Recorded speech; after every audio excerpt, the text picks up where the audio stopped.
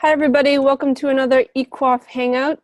Tonight, we will be discussing the interview from the quantum physical series called Am I Reacting or Am I Being Guided? And this was requested by our guest today. His name is Mike McDonald from Canada. Welcome, Mike. Thanks for being here. Hey, Garb. Thanks for having me on here today. Cool. Thanks for participating. Appreciate it. Pleasure. All right, so we're going to get into this interview. It's, again, from eqafe.com. If you don't know what that is, you can check out the link below, which is a little intro video from Sunette about what Eqafe is about, so I highly suggest listening to that.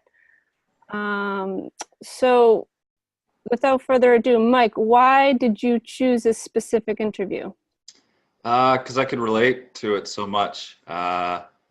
Like in the interview itself, it gave like a couple case examples of people, and I could very much identify with the case examples.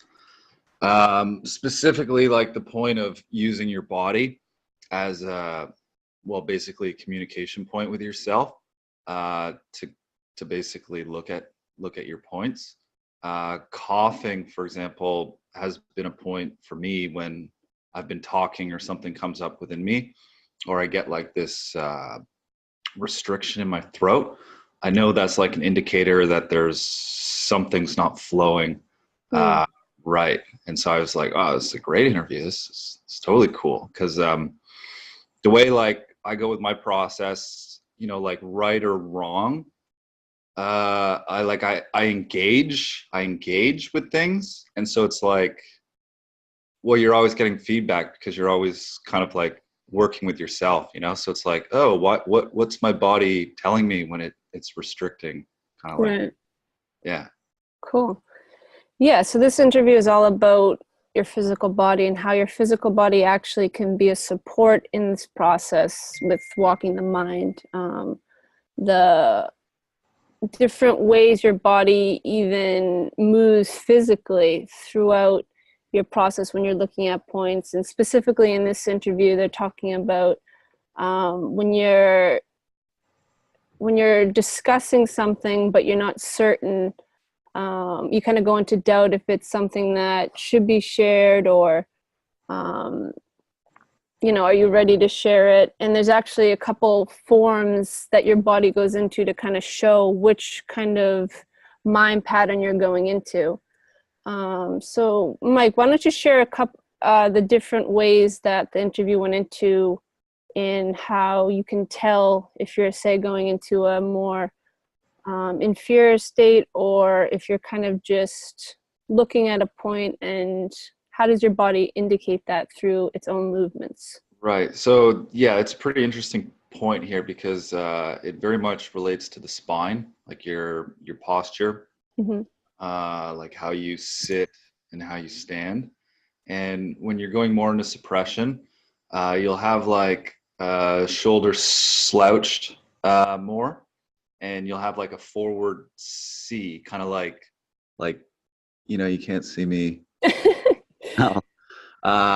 Like, Yeah. but yeah, it's like slouched. No, so it's like this, but like your stomach is still out. So like the beer gut, like, bleh. Yeah. I think everybody can relate to the suppression point, which is kind of like a inner C, like your body kind of Squishing. Yeah, you kind of go down and like kind of put your head, it's like putting your head in under something, like you're kind of Yeah. sad in a way. It's like a Yeah. inferior stance. I could really relate to that a lot as well, because it's something like it's pretty ingrained in me is bad posture. It's like something I guess. Well, it's like an expression, I guess, that's emerging more so. Like, because I can remember deliberately, well, not almost like, you know, not wanting to sit up or whatnot, because it was like I had to be somewhere I didn't necessarily want to be, and I felt like trapped. So it was like bad posture was like my act of defiance of saying like, this is what I think about this place where I am right now. Yeah. Which was like my own, you know, kind of like just temper tantrum of sorts and not realizing it. And so like the reverse is also true with the posture, with like the forward C versus like the backwards C, where it's like your chest is more arched, your stomach, your core is like more engaged underneath you. And I found this to be like an interesting point also, because I found like oftentimes just like a default stretch for me has become, like in this process, is really kind of like taking moments in my day to make that like reverse C more so, recognizing that like, you know, I get into my head sometimes, or like not fully present, and I compress. And so it's like I'd always be like doing one of these, well, not always, but like it would be like this reoccurring theme, like, yeah, quite regularly. So as all the movements like discussed in the interview, it was like very easy to like see myself with those various movements. And yeah. Cool. Yeah. How I related to it is more I mean, at first throughout walking my process, I was always in that kind of suppression state, because that was just the Like, way I kind of defined myself, like inferior, you know, shy, things like that. So I was kind of always like that. And I had to walk a process to a point where I actually started to experience my posture and get into my body more. And through walking the mind points that came up with that suppression, it naturally started to develop my posture, where I was more engaged in my spine and my stomach, and like standing up straight and not going into that. Even at work, like you kind of go into that suppression state, like, oh, all this work coming. And in work, I work on that point a lot, like engaging my body, my posture, and, you know, being present with yourself and aware of what's going on. So that's kind of how I related to the two different types of posture.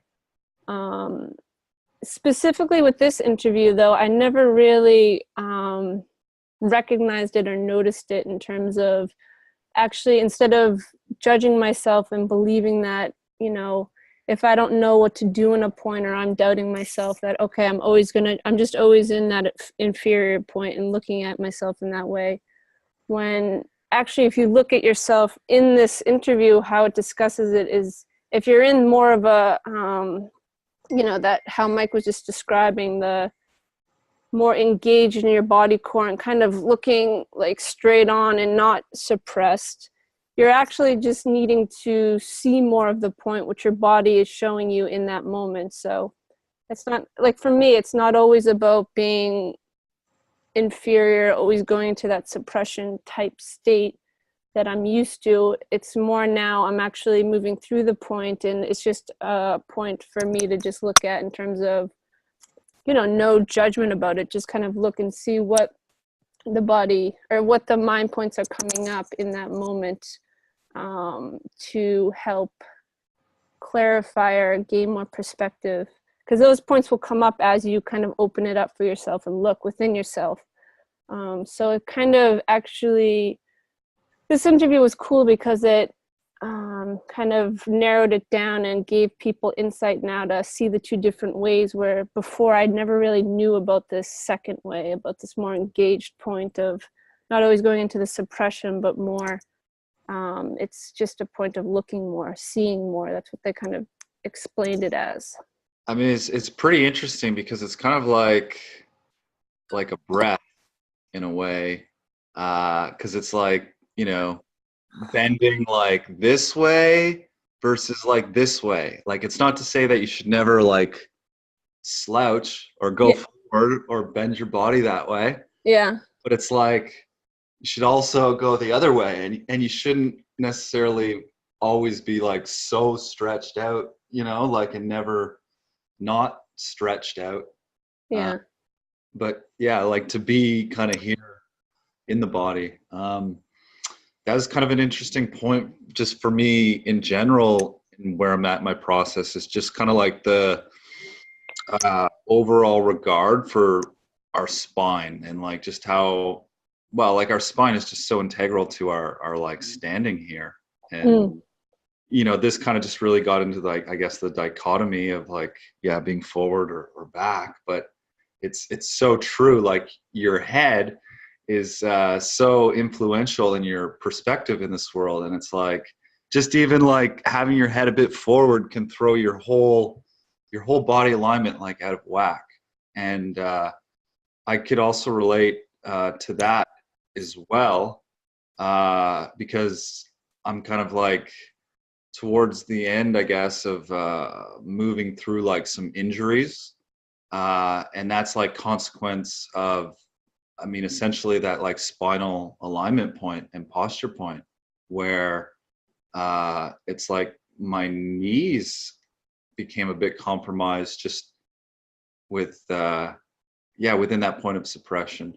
And it's like being a bit too forward always on it. It's just like compressing it. That's interesting. More. Yeah. And a little bit, there's like a whole number of points there. I'm still kind of busy in, just kind of getting more into my body, well, being more aware. Like it's, I guess the irony for me is that I went so many years of my life without realizing like how hard I was being on myself just by the way I was living in my body. Totally. It's like, yeah, and a lot of that is because we're in the mind. We're not actually presently physically aware of our bodies. We're more in our mind, and that's what we're kind of following is the mind. It's like following, it's like moving, you're kind of going forward, having the mind lead you instead of standing straight and, leading yourself. It's actually very much about posture. Yeah. I've realized as well. Another yeah, go ahead. Yeah, another interesting point in the recording that I thought was like quite cool was the point about your hands and like with like touch and engaging and how you can use your hands as like a point of, well, basically contact. Like because, and I like to think of my hands and my feet as like my base points of contact, like wherever I am. And in the recording, it talked about how like in the one case study, what was that individual? That individual, I guess, was in a inferior posture, and it was like they were wanting to write, but their hands, or no, or their hands were fine. The point in the recording was about the hands being cold. Yeah, like when you're in the suppression or inferior stand, it's more lifeless. Like you can't feel your hands. Yes, and I totally relate to that with the touch.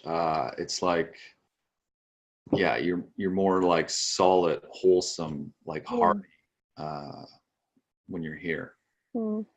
Yeah, because that's another way to support yourself in this process. Like when you're going into, say, a mind possession point and you're starting to become energetic, you start to become emotional, say, your thoughts are becoming active and, say, judgmental of yourself, you won't be able to feel your hands like you can test the point. But when you start to breathe and kind of calm yourself down, not go into that pattern, through whatever correction you've made for yourself, you can then start feeling your fingertips and your hands to get back into your body and to, release that possession point, the energy point. So yeah, your hands are very key as well to support yourself to move from different states of possession to being more physically present. And yeah, that's really the point, is to get back into your body so you can be physically present in yourself. Like your awareness is more merged with your physical body. It's no more your mind taking over, but when you're more present and aware, you're able to see more because you're more physically present here, and you're able to direct yourself more with clarity and more empowerment. So it's a very empowering process that you can walk from, even just working with your fingertips and feeling yourself within those two different states. And that's kind of one of the basic, another way to see this interview is the suppression point. You can't really feel your fingers. It's more lifeless.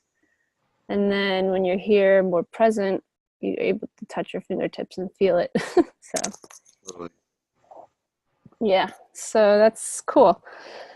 Another point that they discussed that was kind of interesting for me, and I definitely related to, was when you're sharing yourself in, like, I think the topic today or this interview was about group chats and sharing yourself, like maybe for the first time, or you meet a new person and you start chatting with them for the first time, like through writing is what I'm kind of looking at, like texting or whatever.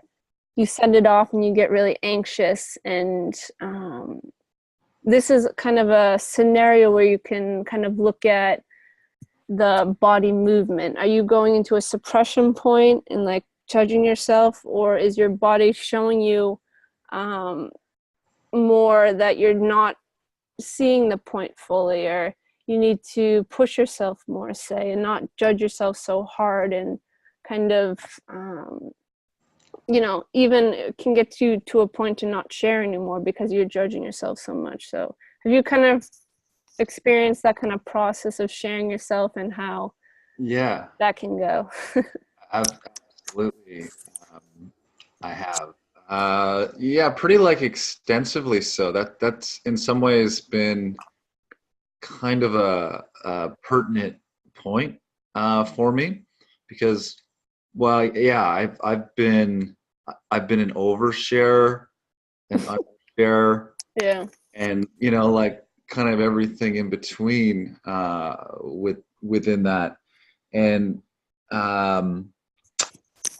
it's interesting because for myself, yeah, it's like why you would go into not sharing maybe so much is, well, yeah, it's like your own self-doubt and insecurity, inferiority, or it can be other reasons, but ultimately it kind of comes back to basically that point of your own isolation, basically isolating yourself from yourself, and then not wanting to share, basically. Okay, so how, Mike, did you get through those points when you like started to? I think a lot of people in the Destini process go through this because a lot of it is about sharing yourself in blogs, vlogs, things like that. So mostly this is a new process for, well, it was for me when I started. So how Ye- did you, Mike, get through that? Um, I mean, for me, I think it's still something I'm even working out for myself to this day, uh, Mm-hmm. because it's like for me, I guess blogging is something that I've found useful for myself. But yeah, I guess I wrestled with my own self-judgment in the process of it at different times. Um, but ultimately, it was never really like about that. Like me sharing basically was like first as a point of like myself, like a way for me to see me uh, Mm-hmm. with self-support. And so basically just challenging myself to like do it uh, Yeah. is really kind of what helped me with it because like we were mentioning earlier, like when you're doing new things, sometimes there is resistance there and you have to face that little bit of nerves or anxiety or like whatever it is. And then it's not really this thing. Um, that's kind of like an interesting point because initially with like new things that aren't well integrated, it's not like the point's not so grounded. It's like you have to like put in that like time uh, Yeah. to kind of ground it, like to kind of like cement it. So it's like it becomes a point of like repetition. It's like you showing up and making that decision of this is what I'm doing. It doesn't matter what feeling or like emotion comes up in this seemingly random moment to talk me out of like following my own instruction basically. I think ultimately that's what the sharing point like comes down to, is like the relationship you have with yourself, and how much access you're giving you to you. And so that will like directly correlate with how giving effectively you can be with your environment, and so the world. Totally. Cool. Yeah. And like you said, it's very repetitious. It's like riding a bike. It's the same dynamics and principles in a way. The only difference is you're facing different points within yourself. So totally. And yeah, it's fun and it's interesting, and it can also be nerve-wracking because it's like live, right? Like the process, it's like you're on the cutting edge of time, so to yeah, speak. And you know, like the way we reflect is by like looking backwards in time. And when you're like playing or here engaging on the cutting edge of time, you don't have that like rear view mirror to look into, so to speak, because it's you don't have time really. You just have yourself. yeah, you don't have time to be like, let me just go check a movie and like run through the back reel. Yeah. Totally.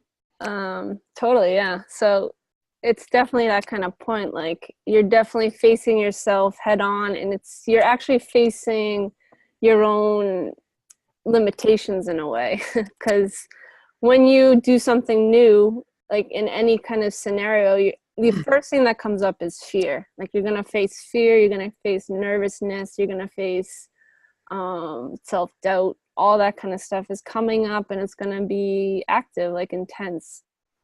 So it's really a matter of your own self-will. You know, who are you going to be in those moments? What are you going to do?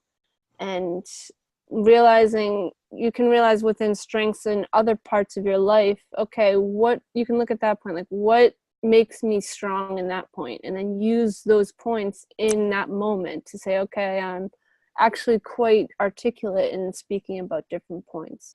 I'm a good researcher. I'm, got a nice smile, like just things that support you. And like if you're vlogging, you're going to be on camera, like things like that is what I mean. Because these are points that I faced even doing these hangouts when I first started. I was very nervous and, didn't think I could do it. I wanted to quit a lot, but I wouldn't accept and allow myself to do that, because I know if I quit, then that's it. Like I'm starting now from the beginning again, and I have to do it all over. Right. So if you can get through those points, which you definitely can, once you move through the fear, then you empower yourself, and that's kind of builds the self-trust that, will happen throughout the process of getting through fears. So the gift of it, you can say, is self-trust and self-empowerment, which will support you in everything in your life. So yeah, I mean, like you said, it's just a repetitive point, and you're gonna face this a bunch in your process with different points, different fears, and these tools will always support you. I really like what you said too about articulation, and just kind of like articulating, because it's like the process of living words, right? Yeah. And it's like an ongoing refinement, so it's like the more we tune into the fact that like we've been working on becoming able to communicate ourselves effectively here. So it's kind of like fun and funny in that regard, because it's like, whoa, yeah, I haven't been like nearly as effective of a communicator as I could be. And so it's like an ongoing play of sorts in just becoming specific. Yeah, totally. Yeah, and then you can play with it and become creative within it and enjoy yourself, instead of being always in fear, which is the natural point that will come up, because we've always accepted and allowed that. Once you get through that point and kind of face those points and get through it, then you can start being creative, enjoying yourself, empowering yourself in different points, strengthening the weak points that you see through, over time, adapting to different things that come up. So yeah, it's an empowering point, because this will support you to then grow to new bounds, say, of yourself. Totally. And it just keeps going. Totally. That that's like a pretty significant point for me, because it's like so much, I guess, like room for expansion just within that point of being able to like really kind of like recognize your weaknesses and kind of like make them your strengths, so to speak. Yeah. Um, yeah, like Like they say, your greatest weakness is actually your greatest strength. right, right. You're And facing that. it kind of takes, I think it takes like an initial well, it takes an initial acceptance. I want to say courage almost as well. Well, it does take a bit of a courage, because it's kind of like you have to like just acknowledge where you're at, like be self-honest, to say, you know, maybe not the prettiest or whatever, but like this is the reality of my situation. Right. And I find that kind of almost to me is like just that there's like nothing more gnarly about process than that. And it's like a very simple point of just kind of the honesty of just like, you know, call it, name things for what they are, basically. Yeah. And it's kind of like, for me, this has been just kind of like this ongoing intimate relationship with myself, because I'm really kind of just getting more into the depths of me as my words, and that's my world. Yeah. Cool. Excuse me. Yeah, and also through living words, you can, or through these words that you brought up, like courage, you can use that. Like, you don't have to just face value say, okay, I'm courageous. Like, what does that mean for you? You can start redefining it for yourself, and then that will be a support in those times where you have to move through fear and face yourself in reality. You can say, oh, okay, like you can use a reference. All right, when I go into this fear, I'm going to start being courageous. And courageous for me is, I've redefined it to be core gauge. So I'm in the word courage, looking at my core. Who am I within myself in this moment? Am I going to limit myself and be limited in my expression, or am I going to engage who I am and move beyond my limitations? And that's always supported me in those moments, to kind of, in a quick moment, you can reference the word and say, okay, I know what I have to do here. I have a guide for myself, and then use the guide point to help you live through that moment. Right. So there's so much support that you can build for yourself in this process to go beyond what you ever expected of yourself. I think Mike and I can attest to the point that we've gone beyond anything we can conceive of when we started this process of ourselves. I mean, it's been amazing.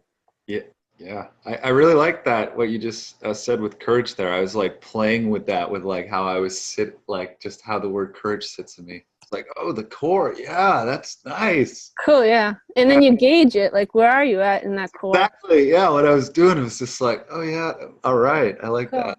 Cool, yeah. Cool. So yeah, living words is definitely key as well in this process with Desteni, to support yourself to get into your physical body. And then once you're in the physical body, like these interviews, the physical series, you can start to more look at the depths and kind of universe that exists within the physical body, because there's so much more going on than we think. So yeah. Point came up for me a moment ago. It had to do with the courage point. Mm-hmm. Something you said I wanted to add to. It was what was it? It was here and now it's gone. Oh, it was with how courage has supported me. There's like a different dimension that I've used, that I found helpful with like doing new things, moving through the resistance, basically, and facing those nerves along the way in myself. What's been like very helpful for me was to have the courage, basically, to acknowledge my own ridiculousness. No, seriously. Cool. without doing that, I don't know if I would have been able to like move the point or like. Well, what do you mean by that? Acknowledge your own ridiculousness. Yeah. Okay. So, in a point of suppression, right? Like basically, all suppressions come down to like a point of ridiculousness, in a way, because there's part of yourself that you're suppressing. Yeah. And so like, you have to be honest about like what that part is, right? And when you get to it and you see it, like if you're honest about that, you will see the ridiculousness of what you're accepting. Cool. And it takes a real courage to actually like really like acknowledge like, okay, yes, like this is completely like ridiculous, like here's why. And when that is like, okay, you can't like not, well, you have to change basically. Give Cool. it to yourself like so much, because you're able to like one and equal laugh at your own ridiculousness because Cool. you're it. Like, So you kind of play with it. yeah, like quite Nice. literally, like use, like you're like the source of your own comedy. And you text I like that. yeah, and it's just like, aha, like I get it, I got it, like I'm it. Like, Yeah. I change it, I move it, like I fucking know it. And yeah, That's a cool way to look at it for sure, because most people are like, ugh, I don't want to go there, I don't want to look at it, but using the word ridiculous is nice. I like that. it's so fun and funny, because where we don't want to go is like where we absolutely like must go. Yeah. And it's really not as bad as we make it out to be. That's the funny thing. It's like realizing that we make the biggest deal out of like the smallest thing ever, and then it becomes fun and funny, and recognizing like, oh, I was doing it, I was making a mountain of this small little point. Then you start to, then even your thoughts that you have, you can even joke about them more as like, oh man, I caught out my own like mind construct. I was going into this, whatever. Cool. And you can just like pinpoint and elaborate on the details more. So it's like, it just becomes fun and funny, and it's not so much work almost, like, and I guess that was the other point I want to hit back to from the recording, is that it takes just like one moment. You never know like what can open up or be shared or like you get out of just that one moment. And yeah, it just reminds me like process, like a day is a lifetime, and then some. So it's like, you never know what you can do right now. So yeah. You never know where you're going to go. So you've got to get there. You've got to do it. Totally. You got to face yourself. And it's very cool that you brought up the ridiculous point, because at this stage, or, in my process, I'm now at a point where, well, I have for quite some time just accepted the fact that I'm going to be uncomfortable within myself. Like, it's just what it is. Like, you're facing deep parts of yourself that never really you touch. You don't want to look at it, but in a way you can kind of play with it, because it is a part of you, and you have to face it and change it. But it's also can be seen as something like a program, like, yes, something you accepted in your life, and maybe indirectly, unconsciously, subconsciously, but you've got to deal with it and face it, because it's coming up within you. It's part of you. It's who you are. And you can use kind of a play or a funness like Mike has with the word ridiculous, and realize, okay, what I'm doing to myself, it's ridiculous. Like, I can be so much more. I can expand myself so much more. And once you get through that fear point, say, you start to realize what you're about and who you are, and you can start to grow from there. And that is kind of the exceptional, extraordinary gift within this process and life itself, to realize that we are so much more than we think about ourselves, and there's so much more opportunity, potential here. It's extraordinary, and it can happen in a moment, like Mike said. So let's wrap up this hangout, Mike. Do you have any closing words or perspectives or any last words you want to share? You summed it up really well, I feel like, just Cool. now there. Okay. Yeah, awesome. Thanks for having me on. Let's do this again sometime. Definitely. Thanks, Mike, for being here and sharing yourself. It was definitely fun. So we'll do it again for sure. Cool. Thanks, everybody, for listening. Till next time. Bye. See you guys. Bye, Mike.